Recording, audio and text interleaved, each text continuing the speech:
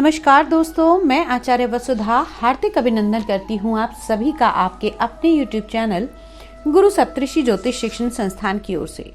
दोस्तों, आज के वीडियो में हम बात करेंगे कि कैसा रहेगा 26 दिसंबर से 31 दिसंबर 2022 तक का ये समय, ये सप्ताह आपके लिए।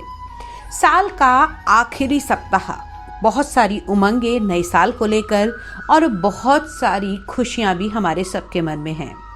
दोस्तों, अब ये साल जाते जाते क्या दिखा कर जाएगा और क्या देकर जाएगा, उन सभी की चर्चा करेंगे आज के इस वीडियो में। लेकिन यदि आपने अब तक चैनल को सब्सक्राइब नहीं किया है तो प्लीज सब्सक्राइब कर दीजिए, साथ ही साथ बेल आइकॉन को जरूर दबा दीजिए ताकि आने वाले सभी वीडियो आपको समय से मिल सकें।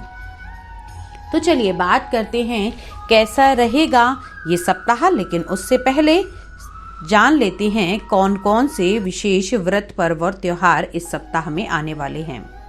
इस सप्ताह में 30 दिसंबर को दुर्गा अष्टमी का व्रत रखा जा सकता है, जिसे हम मासिक अष्टमी भी कहते हैं। उसके अलावा 29 दिसंबर को शुक्र मकर राशि में प्रवेश करेंगे, यानी कि शुक्र का होगा राशि परिवर्तन।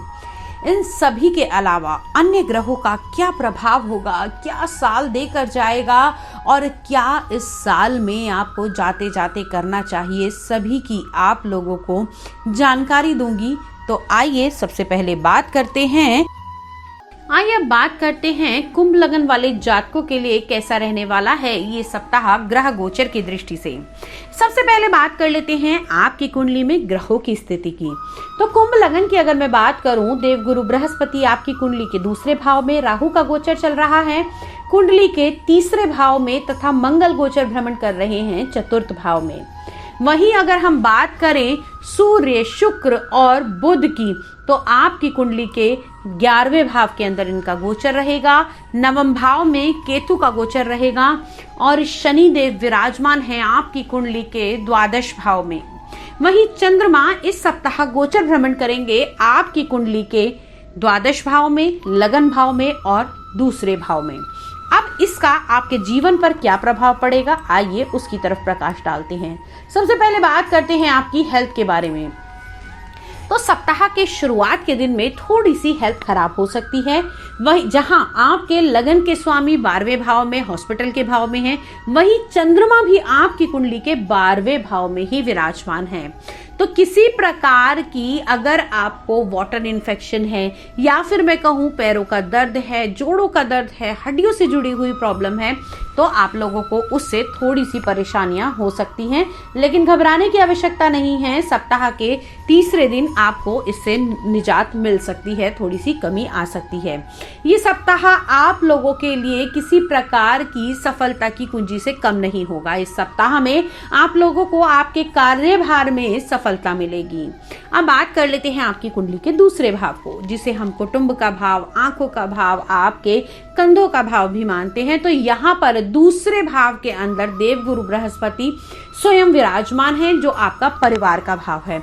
तो अगर मैं ये कहूं कि इस सप्ताह में आपको आपके गुरु समान जो दोस्त हैं, जो बड़े लोग हैं, जिनको आप अनुसरण करते हैं, जिनको फॉलो करते हैं, जो आपका रोल मॉडल हैं, वो आपको आपकी बहुत हेल्प करने वाले हैं। किसी बड़े डिसीजन को लेने से पहले आप अपने गुरु का, अपने इष्ट का, या फिर मैं कहूँ उन लोगों का ध्यान जरूर करें जिन्होंने आपको जीवन शैली आगे बढ़ाने की प्रेरणा दी।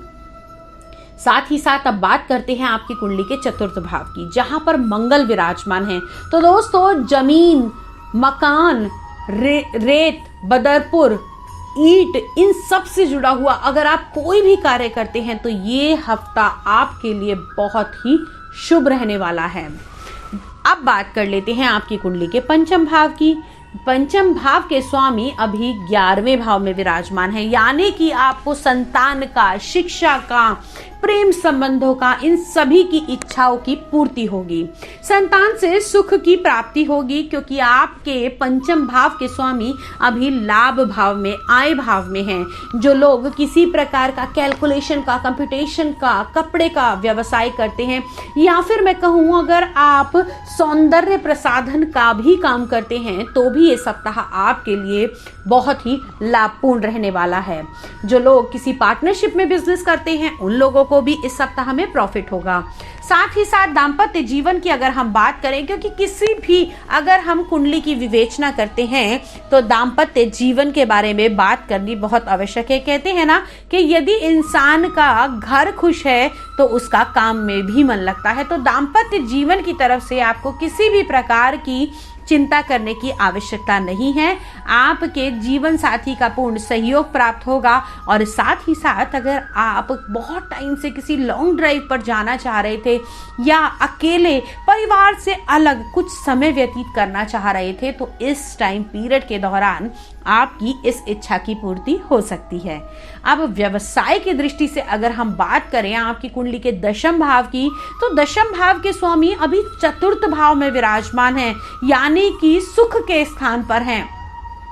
आपके किए हुए कार्य में आपको सफलता मिलेगी। आपकी बिजनेस डील्स जो बड़े टाइम से पेंडिंग थी वो आगे पूरी हो सकती हैं। साथ ही साथ अगर हम ये कहें कि अगर आप स्पोर्ट मटेरियल से या फिर आप सेना में, फौज में इत्यादि कहीं भी कार्यरत हैं, तो ये सप्ताह आपके लिए बहुत ही लाभपूर्ण रहने वाला है। लकी कलर आप लोगों के लिए रहने वाला है डार्क येलो कलर, और लकी नंबर आप लोगों के लिए रहेगा इस सप्ताह नंबर 7।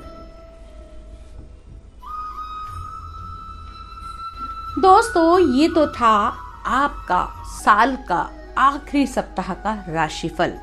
यदि इसके अलावा आप जानना चाहते हैं कि आपका अगला साल कैसा रहेगा, आपका वर्ष 2023 क्या कहता है, उसकी वीडियो आपको हमारे चैनल पे मिल जाएगी। लेकिन उसके अलावा यदि व्यक्तिगत रूप से आप अपनी वर्ष कुंडली बनवाना चाहते हैं, हमसे सलाह लेना चाहते हैं कि साल की शुरुआत में ही मैं ऐसे कौन कौन से कार्य करूं या फिर ऐसी कौन सी सतर्कता बरत के चलूं कि ये साल मेरे लिए बहुत ही शुभ रहे और मुझे किसी भी प्रकार की कोई परेशानी ना भुगतनी पड़े, तो उसको जानने के लिए, उसको डिस्कस करने के लिए आप हमें हमारे नंबर पे संपर्क कर सकते हैं। नंबर स्क्रीन पर अवेलेबल है।